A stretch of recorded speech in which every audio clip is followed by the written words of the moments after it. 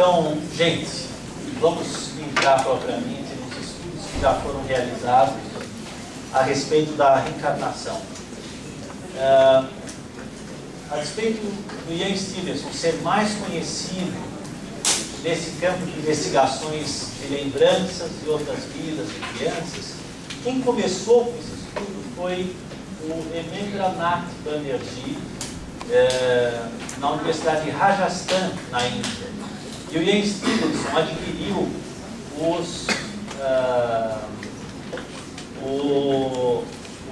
os arquivos de investigação do Hemendranath Banerjee e continuou com o mesmo método, refinando, inclusive, esse método científico. Essa mesma metodologia, com rigor, foi replicada aqui no Brasil pelo Dr. Hernani Guimarães Andrade, publicando esse livro, 8 casos de reencarnação. O tema na comunidade tibetana budista é relativamente comum. Os tulkus, que são as encarnações reconhecidas. Então, o Lama Ossel, que é esse garotinho que eu pude acompanhar pessoalmente em Mysore, no sul da Índia, esse garotinho, aos 2 anos de idade, foi encontrado por um lama na Espanha, e esse lama disse para a família o seguinte, que ele seria um tulku, um indivíduo que foi tibetano, um lama tibetano na encarnação passada, e que havia reencarnado naquela família, na Espanha, etc. E seria responsabilidade dele trazê-lo de volta para que outros ensinamentos pudessem acontecer. Mas por que então a família perguntou que ele nasceu aqui, rejeitando imediatamente essa ideia? Imagine, as famílias espanholas são como as nossas, são viscerais com os filhos, né? Acho que se um lama dissesse isso hoje para levar minha filha de 3 anos, eu faria a mesma coisa, quer dizer, não, pode ir embora daqui, tem algum erro nessa história, né? No entanto, as situações que aconteceram ali foram tão impactantes que a família então resolveu ir para Mysore, no sul da Índia. Esse garoto foi submetido a vários testes. Aqui vocês podem ver 4 objetos que, entre esses 4, um deles era um objeto pessoal, e mais de 100 testes aconteceram, e o índice de acerto foi espantoso, de reconhecimento dos objetos pessoais. E depois de um tempo, quando a família perguntou para o garoto se ele gostaria de continuar a vida dele como um tulku, né, na comunidade tibetana budista, o garoto disse que sim, que gostaria, e assim a família, numa outra perspectiva, deixou que o garoto continuasse.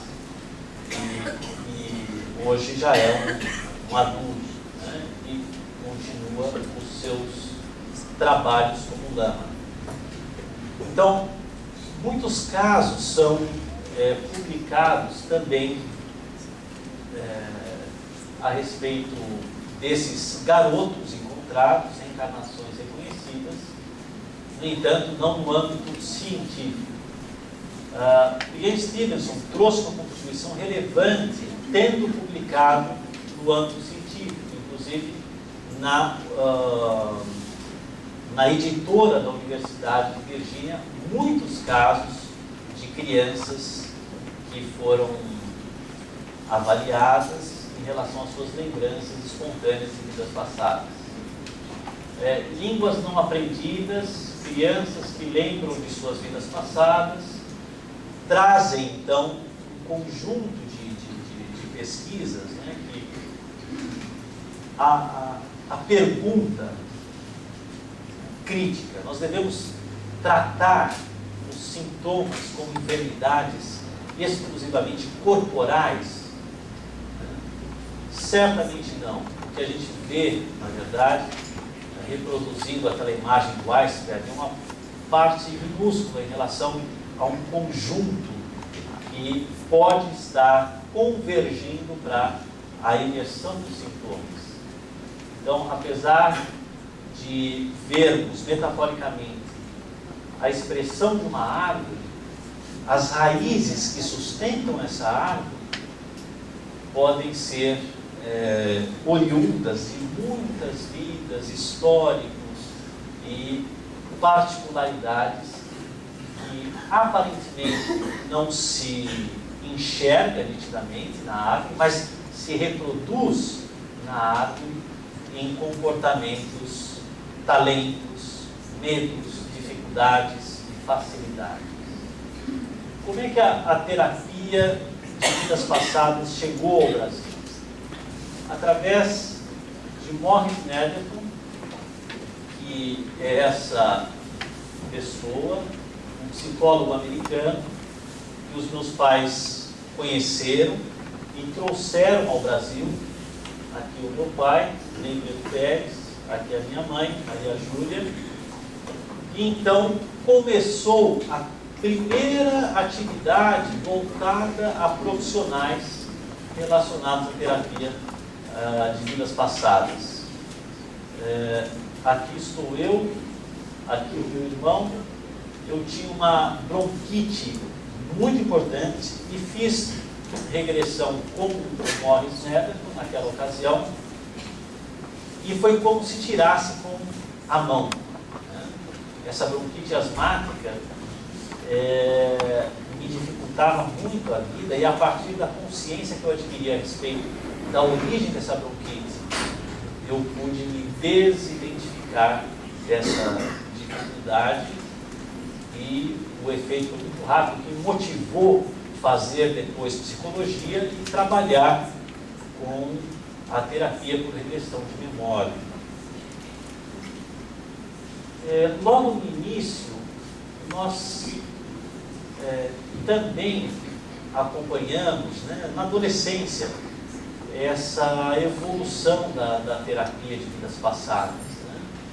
E a minha mãe foi observando que nem sempre as situações aconteciam relacionadas a vidas passadas, mas também a traumas de vida atual. Então, alguns cuidados foram tomados nesse sentido. Quer dizer, nós não podemos falar que é de vida passada, porque uma boa parte dos pacientes regridem as situações de vida intrauterina ou dessa vida atual. E a sabedoria do inconsciente que leva o paciente à situação que ele precisa. Não pode ser o terapeuta que induz a uma vida passada ou uma situação específica. Então, algumas falas da minha mãe, que introduziu essa abordagem no Brasil, logo de início: cuidado. A terapia regressiva, quando aplicada indevidamente, sem critérios de indicações, limitações e contraindicações, tem riscos e pode causar danos ao paciente, agravando processos patológicos já existentes ou desencadeando outros. Quer dizer, uma cirurgia do inconsciente que não pode ser feita como uma prática divinatória ou mística, ou com pessoas que não são devidamente preparadas nesse sentido. Por esse motivo, é imprescindível que médicos e psicólogos que trabalhem nessa área estejam aptos e muito bem treinados e credenciados na prática dessa abordagem regressiva. A abordagem terapêutica tem vários detalhes que eu tentei traduzir aqui em poucas palavras.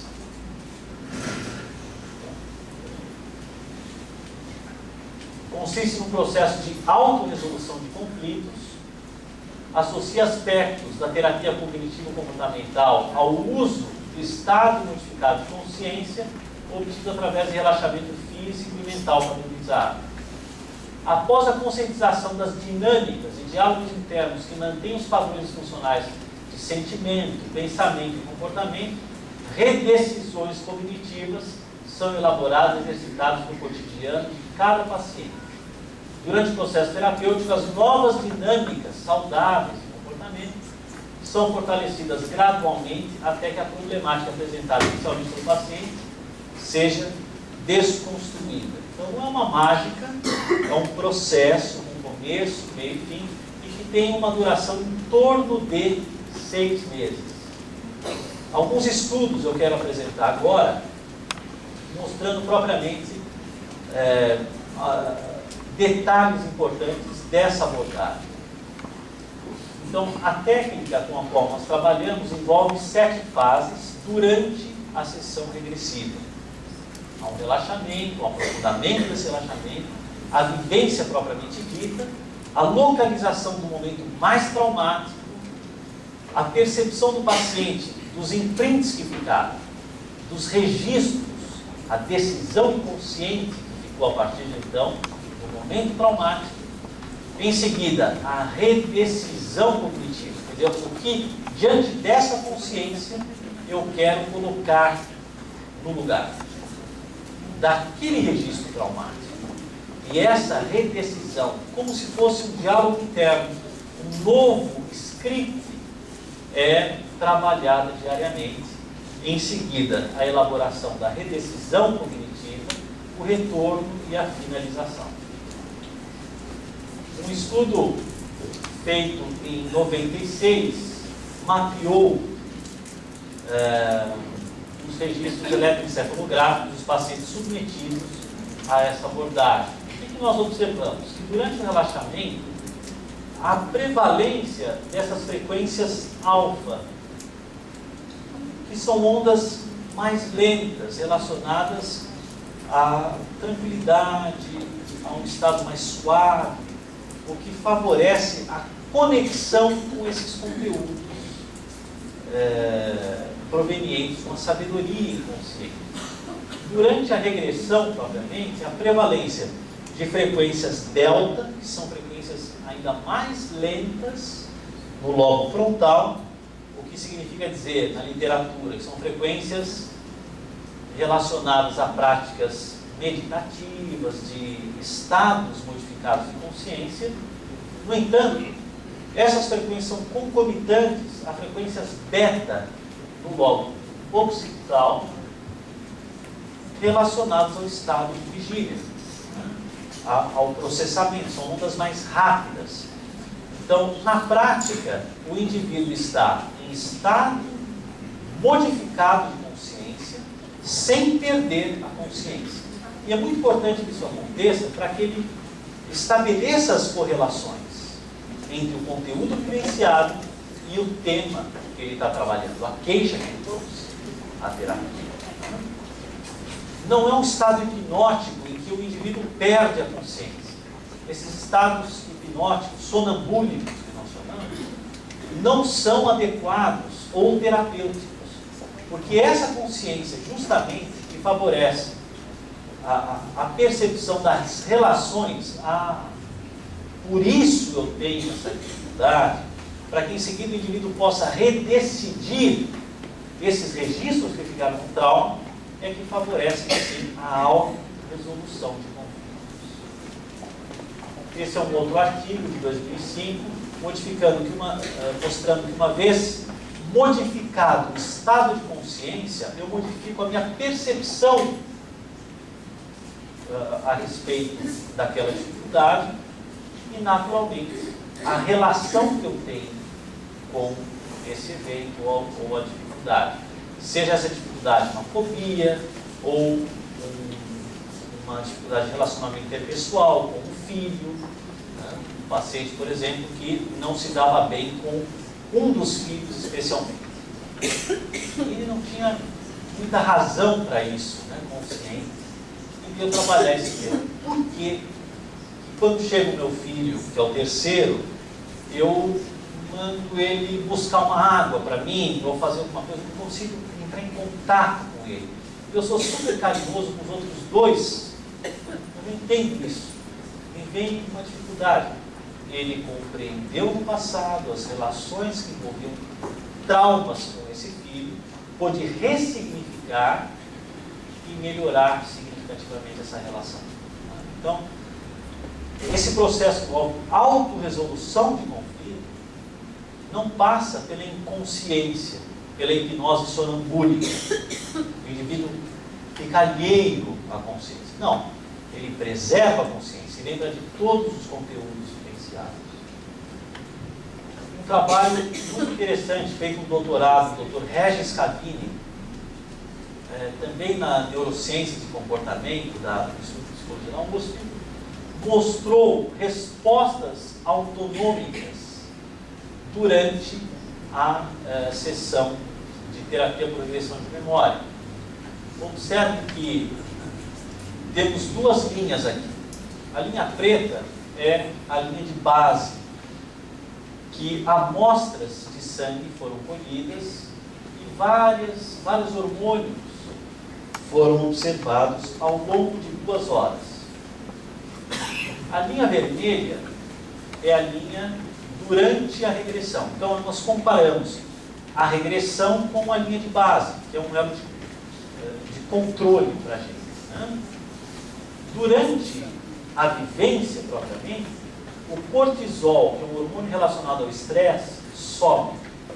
No entanto, ao final, o cortisol está mais baixo do que a linha de base, o que significa dizer que o indivíduo sai mais tranquilo, menos estressado da sessão regressiva.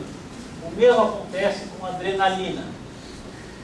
Durante a vivência, a adrenalina tem um pico e ao final a adrenalina está mais baixa do que propriamente a linha de base. Isso é muito importante, gente, porque a despeito do nome que nós damos ao conteúdo, o indivíduo está vivenciando esse conteúdo. Ele tem respostas autonômicas. É uma verdade subjetiva. É a intimidade dele que está ali. A despeito do nome que nós dermos aos conteúdos. Isso é um conteúdo de fantasia, isso é um conteúdo de vidas passadas, de memória, ou de o que importa. É um conteúdo genuíno. É dele. E com esse conteúdo genuíno é que nós trabalhamos terapeuticamente. Nós fizemos um outro estudo sobre o perfil de 610 pacientes submetidos à TRPP, a terapia regressiva vivencial PERS. Faixa etária, vamos para os dados mais importantes, né? Geralmente são pessoas mais velhas que procuram, tendo percorrido uma série de outras abordagens. Gênero, mais mulheres do que homens procuram a psicoterapia em geral, e isso também acontece em relação a esse perfil, o que não significa dizer que as mulheres têm mais problemas que os homens. Talvez as mulheres busquem mais soluções para os problemas do que os homens buscam. Estado civil, 43% solteiros, 34% casados. Entre os temas, a dificuldade de relacionamento afetiva, a dificuldade conjugal também é relativamente alta, né, como queixa. Escolaridade, esses dados são interessantes, pessoas com superior completo, acima. Profissionais, 38% da área de humanas, 21% da área biológica, saúde, 19% da área de exatas. Religião, 34% católica, 27% espírita, 25% se dizem espiritualistas. É interessante, né, observar isso, porque esse tipo de abordagem terapêutica não é procurado especialmente pelos espíritas, né? Quer dizer, é uma abordagem aberta a qualquer crença ou religiosa, e muitos se colocam espiritualistas. 65% procurou abordagens anteriores à TRPP, 27% terapias alternativas, 8% psiquiatria, 98% procurou abordagens anteriores, 65% psicoterapias convencionais, 27% terapias alternativas, 8% psiquiatria. As queixas, 30% dificuldades com relacionamento interpessoal, 23% transtornos ansiosos, fobias, transtorno de ansiedade generalizada,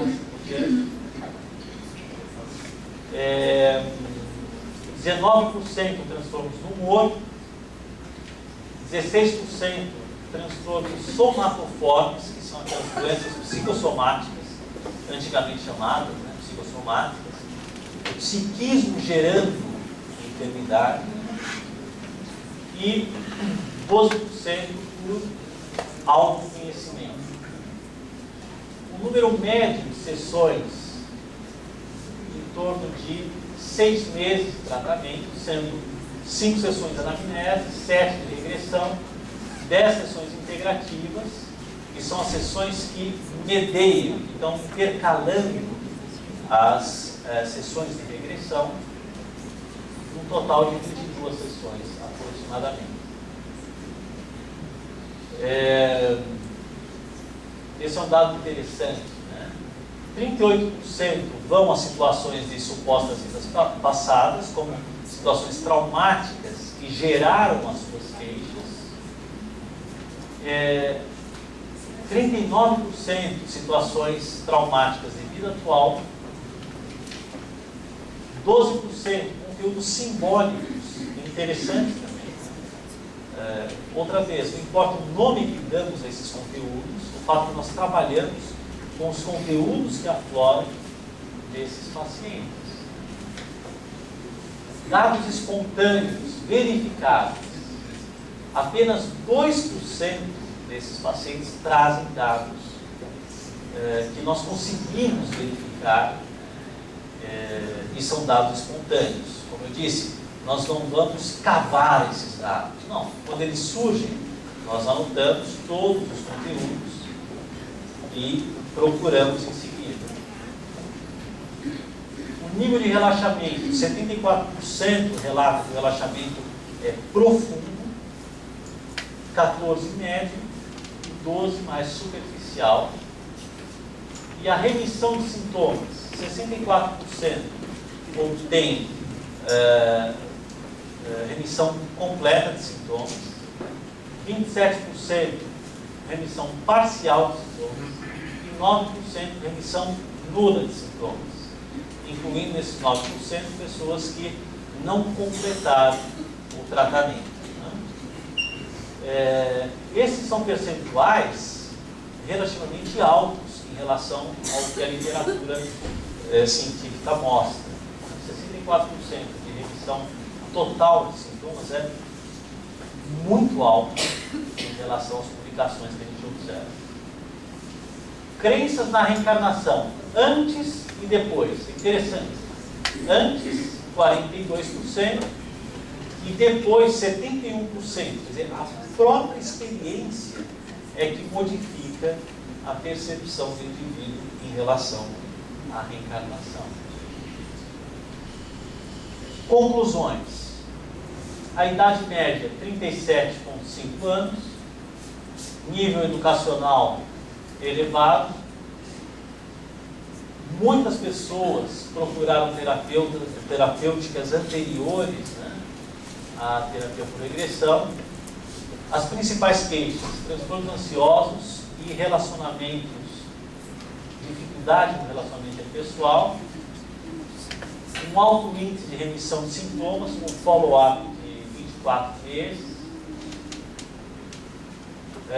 Poucas pessoas com dados verificáveis, né? Naquela grande amostra, se a gente considerar 2%, acaba sendo 1% na grande amostra, de 610 pacientes.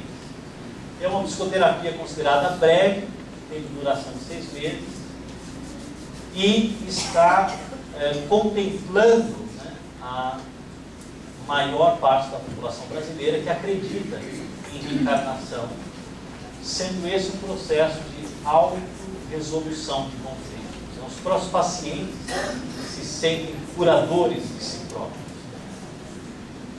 É como se o processo, então, pudesse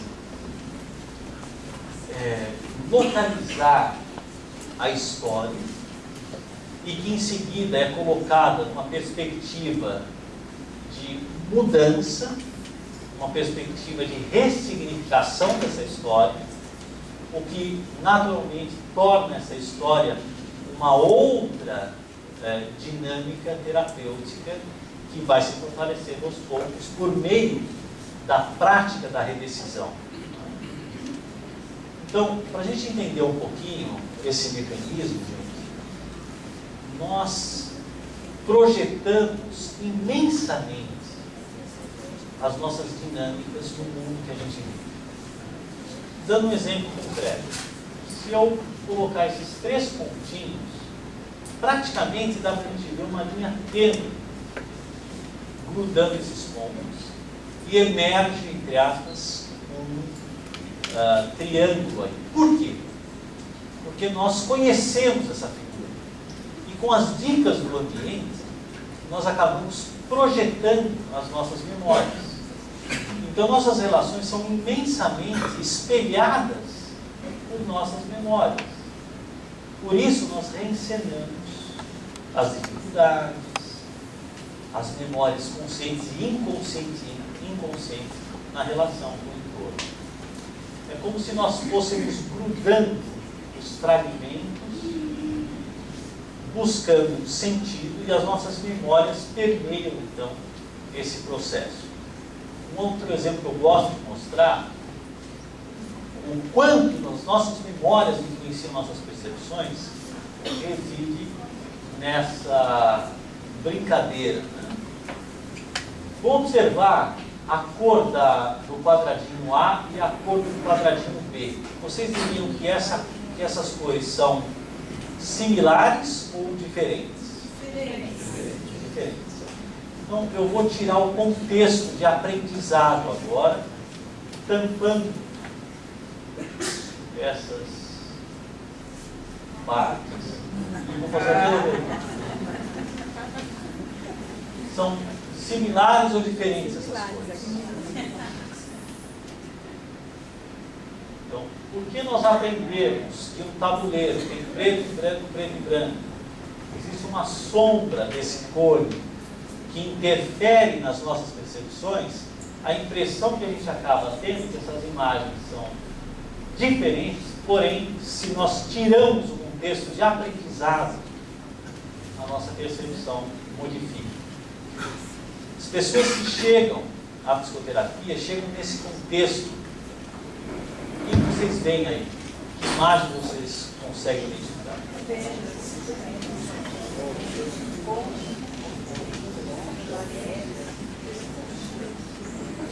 São, metaforicamente falando, fragmentos sensoriais, emocionais.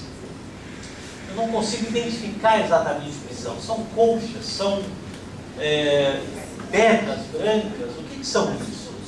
Essas representações.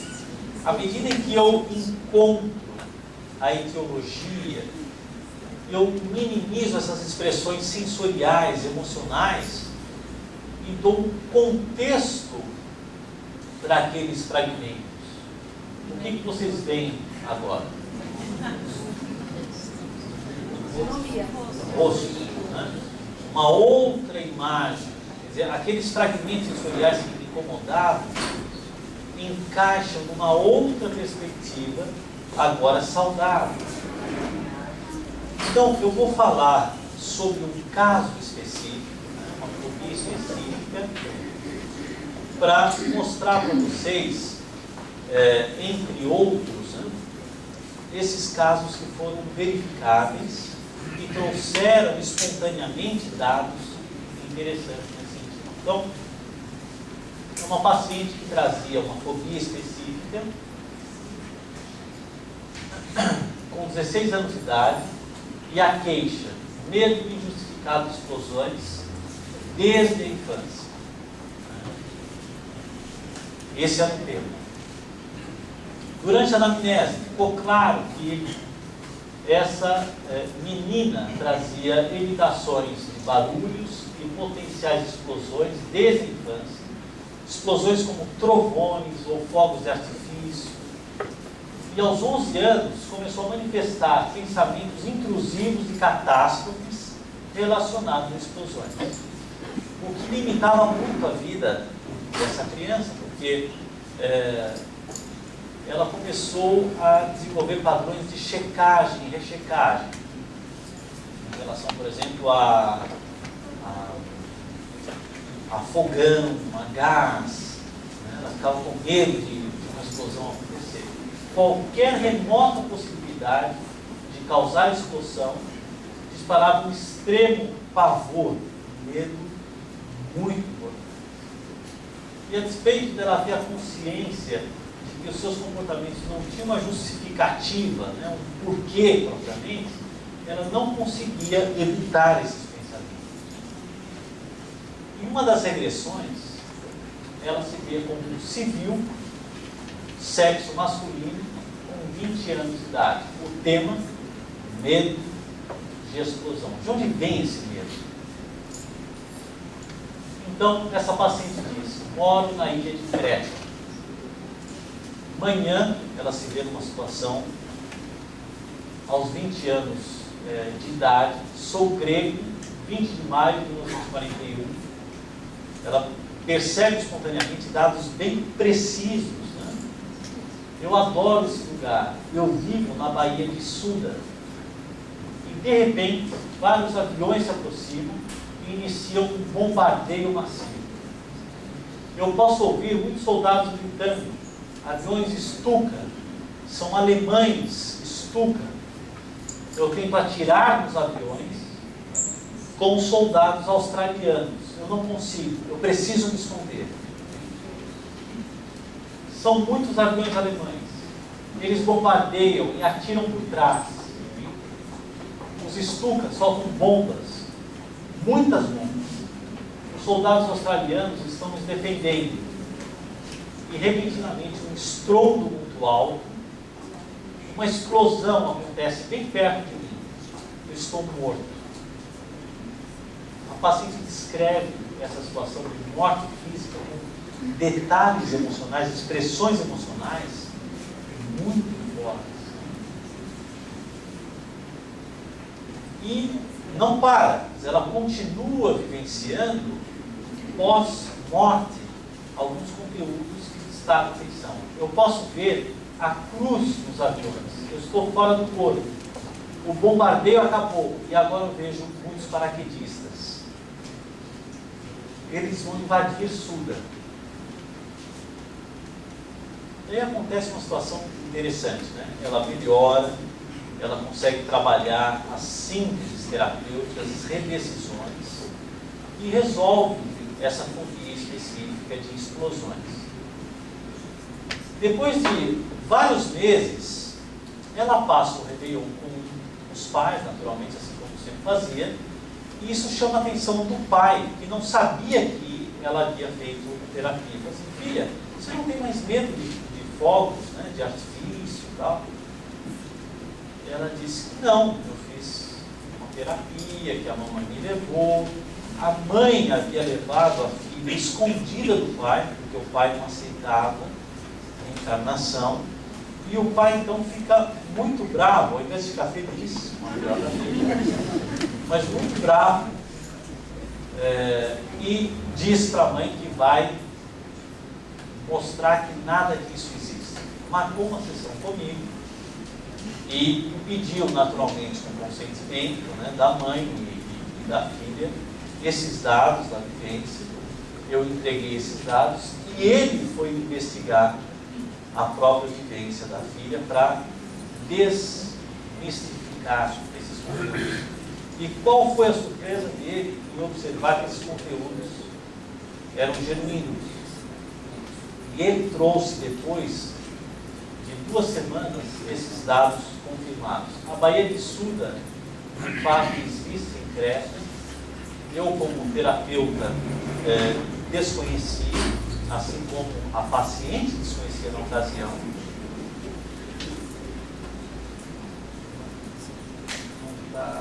avançando aqui o controle. Será que pode ser uma bateria? Não?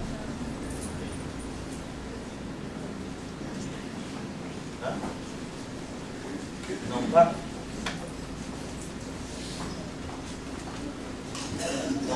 O que será que aconteceu? Foi o bombardeio. Pode ser, né? Eu vou avançando e se o Joaquim conseguir resolver. Então, acho que quando trava, o que o senhor faz para resolver?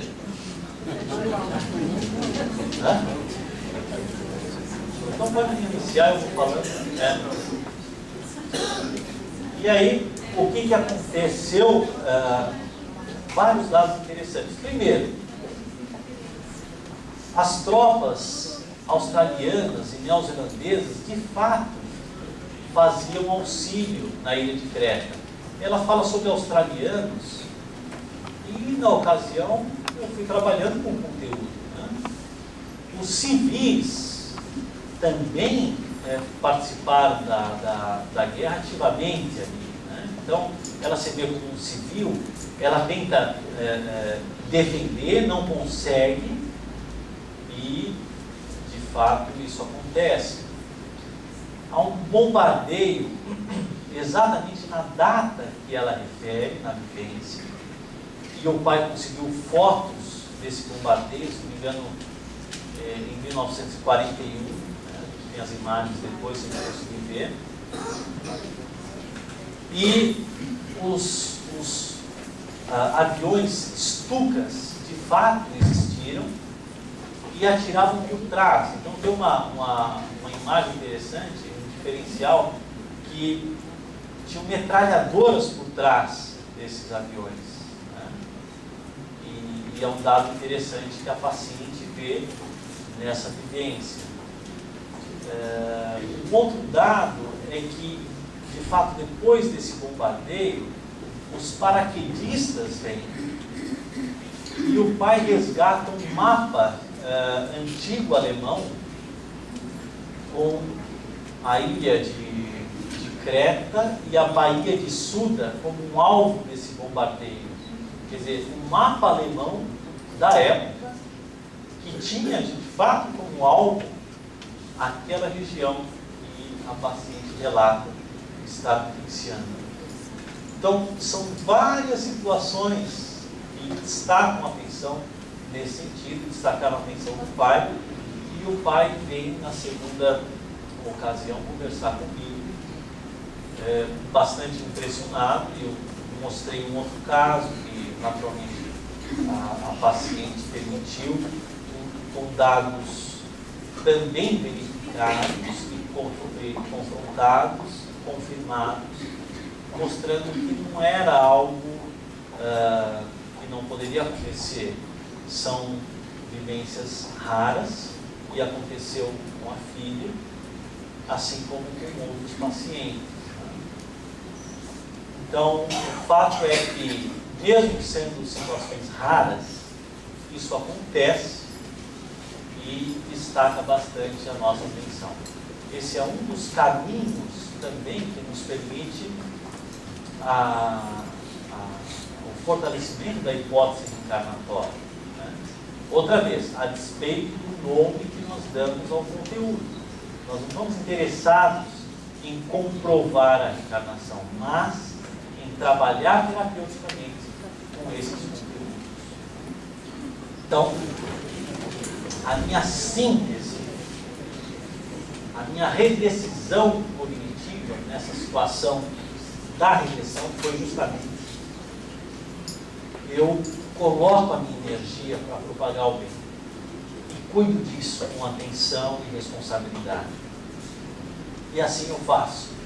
Curiosamente, eu era um garoto briguento e batia mais do que apanhava. E isso mudou absolutamente depois dessa compreensão ampliada.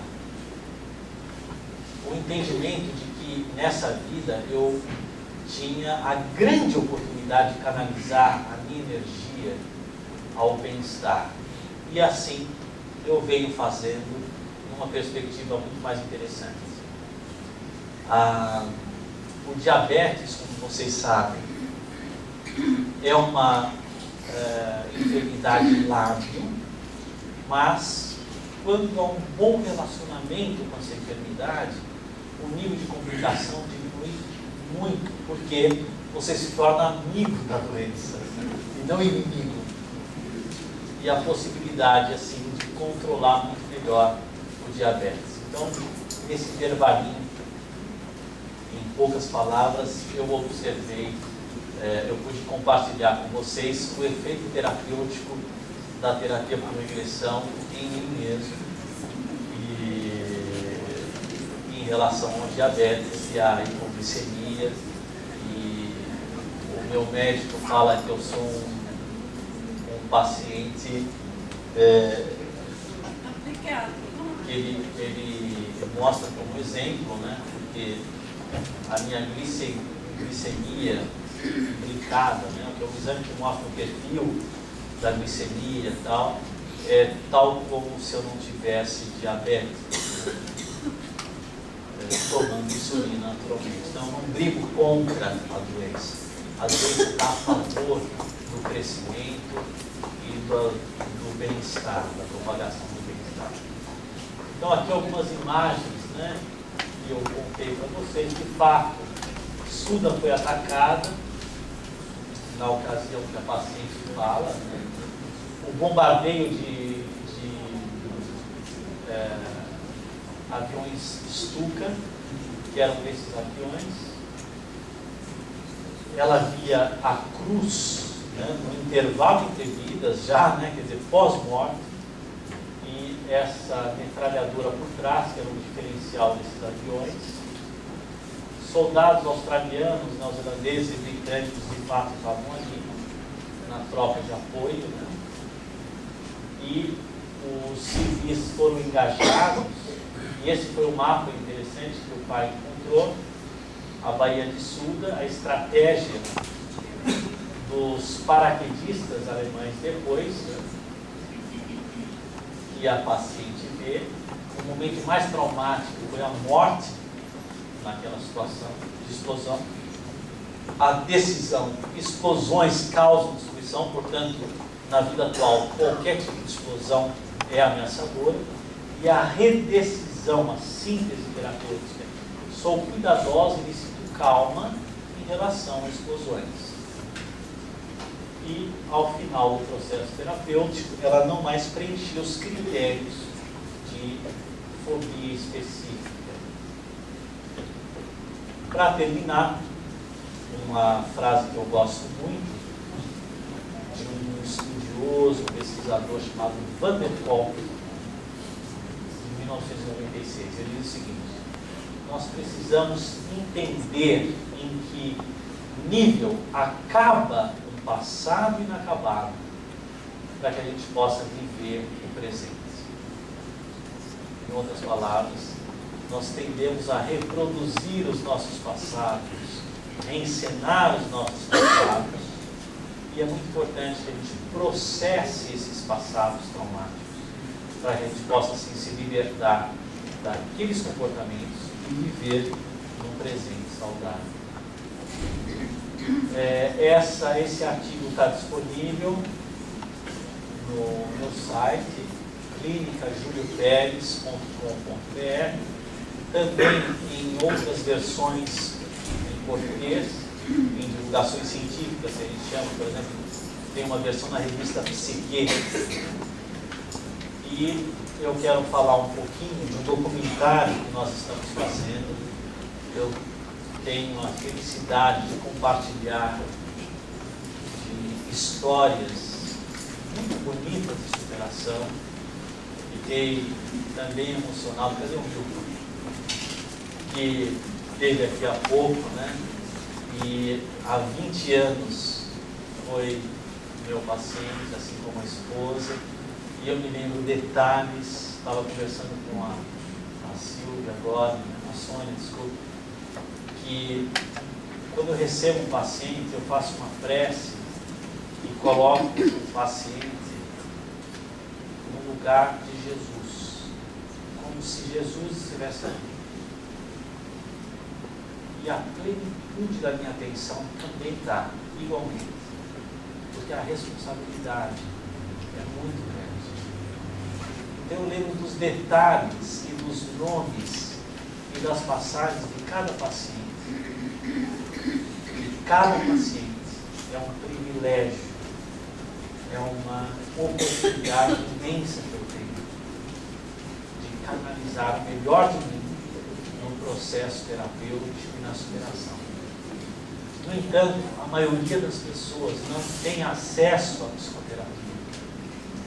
Portanto, eu convidei alguns poucos pacientes, 150, que são poucos, ao longo de 25 anos de carreira, que pudessem falar sobre esses processos de superação e podendo, assim, compartilhar esses conteúdos numa perspectiva de documentário, trazendo, assim, o aprendizado pessoal, o que eu aprendi ao longo da psicoterapia, podendo, assim, compartilhar esses aprendizados livremente na internet. Então, nós estamos fazendo esse documentário sobre superação. Você conseguiu baixar? Tá? Ótimo, ótimo. Pode ser, obrigado. Então, a gente vai passar um trailerzinho desse documentário.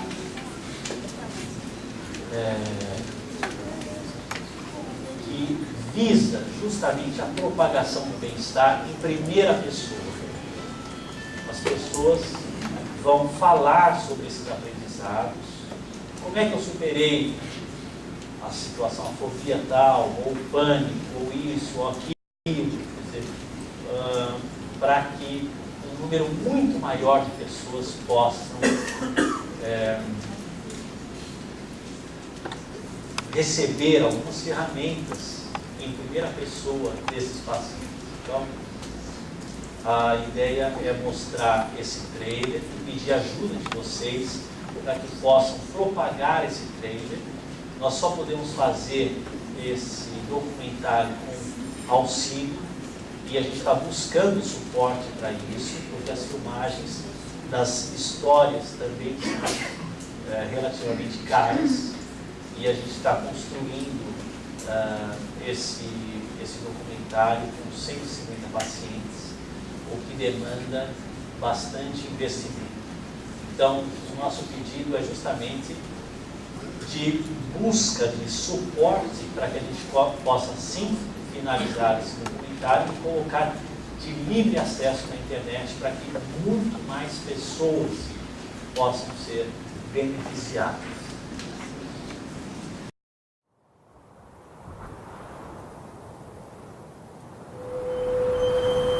Eu estava aqui em São Paulo, hospedado num hotel, eu ainda não morava aqui. Eu saí desse hotel, que era próximo a Rebouças, vim andando até o Parque Trianon, não sei como, mas eu vim andando. Cheguei ali na Alameda Jaú, 9 de julho, em cima do túnel 9 de julho, pulei a mureta do túnel e fiquei sentado com as pernas para fora do túnel, olhando a 9 de julho, prestes a pular.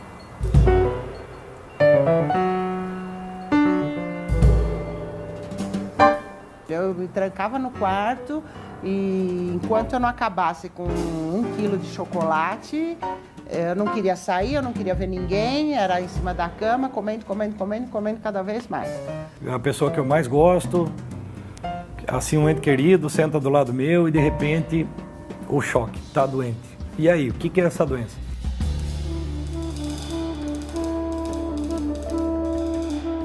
Eu cheguei a ficar umas 4, 5 noites direto, sem dormir.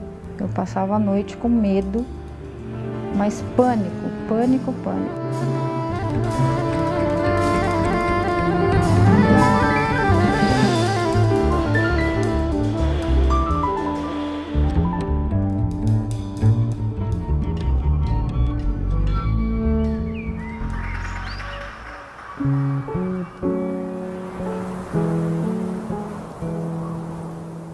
Você sabe que a porta é ali.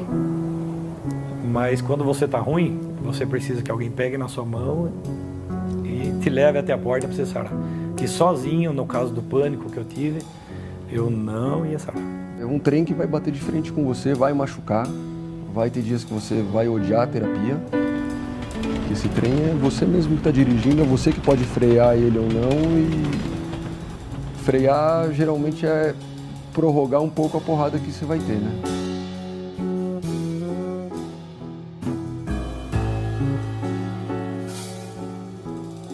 Eu não conseguia ler nenhuma concretização, eu não conseguia perceber nenhuma situação em que eu tivesse começado a fazer alguma coisa, seja no âmbito afetivo, seja no âmbito profissional, que eu tivesse dado o start e tivesse concluído. Então a minha vida ela teve um salto de 200% para melhor a partir da psicoterapia. E bicho, eu vou falar honestamente para você, eu acho que nunca na minha vida eu fui tão feliz. É isso.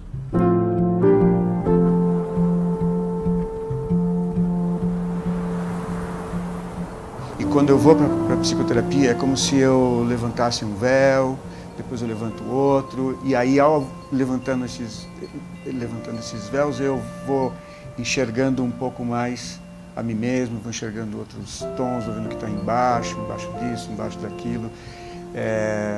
Para mim é um processo assim, de descoberta.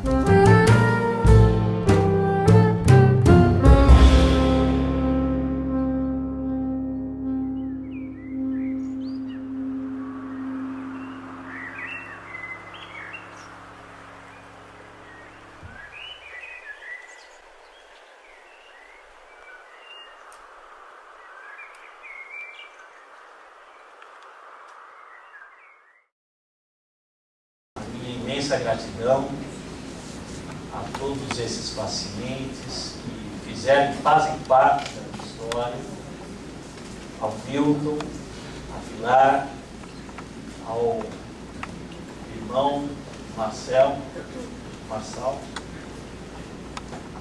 E a ideia é essa, gente.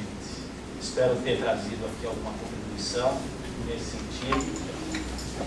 E se vocês, porventura, conhecerem empresários ou motivadores, pessoas que estão interessadas nessa propagação do bem-estar, entrem em contato conosco, porque o nosso plano é esse, né? É tornar esses aprendizados mais acessíveis e gratuitamente para muitas e muitas pessoas que não podem acessar a psicoterapia. Muito obrigado.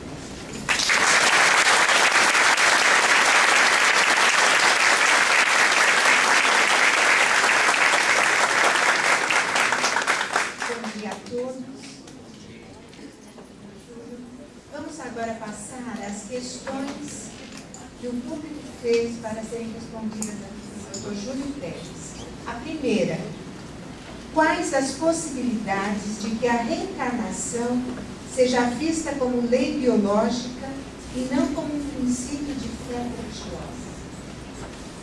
Excelente pergunta. As possibilidades são imensas, porque essa é uma realidade e o tempo está a nosso favor. Aquela linda frase, né, de Jesus, a verdade o libertará. A verdade é amiga do tempo. E mais cedo ou mais tarde, esse tempo chegará. Como a verdade. Eu, na minha prática, no dia a dia, observando tantas situações que acontecem com certos terapêuticos relacionadas à reencarnação, à superação. É uma certeza muito tranquila na minha intimidade que isso chegará mais cedo ou mais tarde para todos nós, sem exceção. Obrigada. Segunda, vivemos atualmente a crise de sentido em nossa sociedade, propiciada por crises existenciais. Como a psicoterapia, aliada ao conhecimento espírita, poderia interferir positivamente para que as crises diminuam de intensidade? O Espiritismo tem ensinado muito e trazido muitas ferramentas provedoras da construção do bem-estar pautado em desafios importantes, que não são fáceis, como, por exemplo, o perdão, a ressignificação dos erros do passado, na perspectiva saudável do presente. Então, essa integração tem ajudado muitas pessoas a, como eu disse no início da palestra, né, a voltarem um pouco mais para a intimidade, para as essências que possam nortear os caminhos mais verdadeiros e saudáveis do viver. Então, é uma integração saudável, uma integração que não deve ser empurrada às pessoas, por melhores que sejam os benefícios que o Espiritismo traz. As pessoas se despertam, mas é preciso sensibilizar as pessoas para isso. Galileu dizia algo interessantíssimo, que eu gosto muito.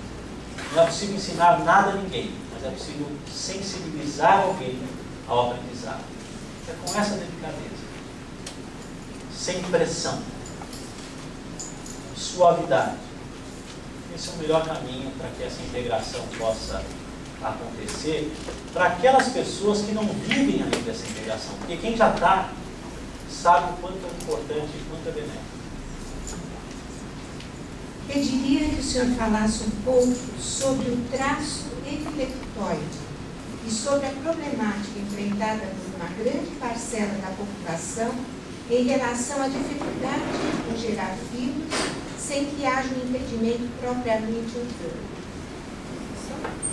Interessante, né? Veja, o traço epileptóide, muitas pessoas têm um foco disrítmico e nunca souberam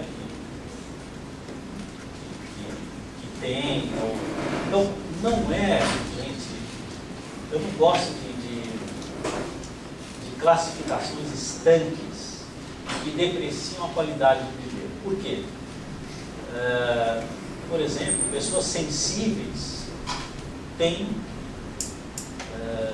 eventualmente, traços epileptóides, têm um foco disrítmico, um lobo temporal, alguns médicos também têm. Quer dizer, a gente não pode lidar com a expectativa do que nos falta, mas a gente deve focar o que nós temos, porque sobre o que nós temos é que nós crescemos. Então, não gostaria que vocês considerassem traços epileptóides como uma limitação, mas uma oportunidade. E é o que eu procuro fazer e venho fazendo em relação ao diabetes também. Quer dizer, trabalhar com o que a gente tem e não com o que nos falta. Essa pode ser a melhor perspectiva. Em relação a essa dificuldade que a gente vê cada vez mais divulgada de engravidar, né? Eu não tenho uma explicação para isso, eu não pensei com profundidade a respeito, então eu prefiro não tecer nenhum comentário. Desculpe a ignorância. Com crianças autistas, qual seria a relevância da terapia que considera a reencarnação?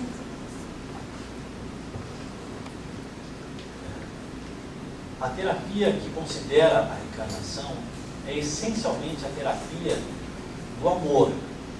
Essa é a base, é o pilar mais importante. E, igualmente com crianças autistas ou espectro autista, a terapia do amor é a que melhor favorece as boas respostas. Por quê? Eu me lembro, eu tive a oportunidade de fazer um curso dedicado a crianças autistas de musicoterapia na Suíça, na Escola de Psicomotricidade de Genebra. E na época, isso faz muito tempo, a linguagem que se estabelecia com as crianças com autismo severo era uma linguagem por meio da música. No entanto, a música sem o afeto não surtia efeito. A música com afeto chamava mais atenção. Era uma outra linguagem que favorecia a comunicação com algumas crianças. Então, ao longo desse tempo, né, gostando de estudar, de atender os pacientes, de equilibrar aí as perspectivas, os domínios da vida, eu percebo que a terapia do amor, quando é de verdade, genuíno esse amor, é que tem melhor potencial para ajudar. Especialmente quando esse amor ganha uma embalagem, entre aspas, metodológica, que não engessa o amor, mas que favorece a expressão. Dando um exemplo dessa metáfora, um músico, um pianista, né, que a gente tem aqui, no piano, se ele tiver muito talento, muito amor, sensibilidade, não tiver técnica, ele não conseguirá expressar essa técnica. No entanto, se ele tiver muita técnica, igualmente ele não pode se congelar na técnica, porque a música ficaria robotizada e não tocaria o coração das pessoas que ouvem, porque não toca o próprio coração. Então essa combinação do preparo, do método, de uma boa técnica e o coração podem de fato tocar o coração da pessoa e daqueles que estão inseridas nesse processo terapêutico. E as crianças autistas serão certamente beneficiadas com esse encontro frutífero, o ponto de equilíbrio que eu considero mais importante acontecer também no meio acadêmico, científico, desconstruindo aquela ideia de que o cientista isento é uma pessoa como qualquer outra seria. Não é verdade. O cientista, quando escolhe um objeto de estudo, já é parcial. Ele quer estudar alguma coisa. Só que, e mais que isso, a expertise do indivíduo em uma área pode favorecer o estudo naquela área. No entanto, com todos os outros cuidados que uma prática metodológica, científica, merece, né? Para que não haja um viés que comprometa o estudo.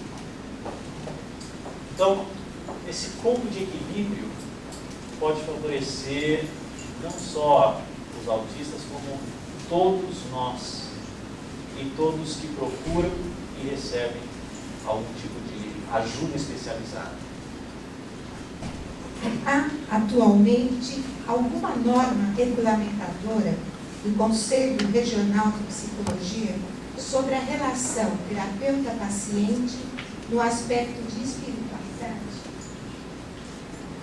O CFP, o Conselho Federal de Psicologia, tem uma resolução que mostra, sim, que a psicologia deve abordar as crenças dos pacientes e lidar livremente com esse conteúdo, tal como aborda outros domínios igualmente importantes. No meu site tem essa resolução, porque muitas pessoas acham que ainda, né, que não poderiam, né, falar sobre esse tema sendo um profissional da área da psicologia, porque o conselho impede. Não. Pra vocês terem uma ideia, quando eu publiquei em 2007 Psicoterapia, Espiritualidade e Religiosidade, quando eu publiquei esse artigo, deve a psicoterapia considerar a reencarnação, eu fui ao CRP para mostrar esses artigos. E eles receberam muito bem. O CRP está corretíssimo em controlar práticas divinatórias, práticas místicas. e que comprometem o bem-estar das pessoas que eventualmente se submetem, né, a esses equívocos. Porém, existe uma abertura à investigação científica e uma legitimidade, legitimação em lidar com esses conteúdos dos pacientes que procuram os psicólogos. Muito obrigada, Dr. Júlio. Há muitas outras questões que foram feitas e que serão encaminhadas para o senhor, mas agora, em razão, né, da escassez de tempo, nós paramos as perguntas por aqui. Passo o microfone à senhora.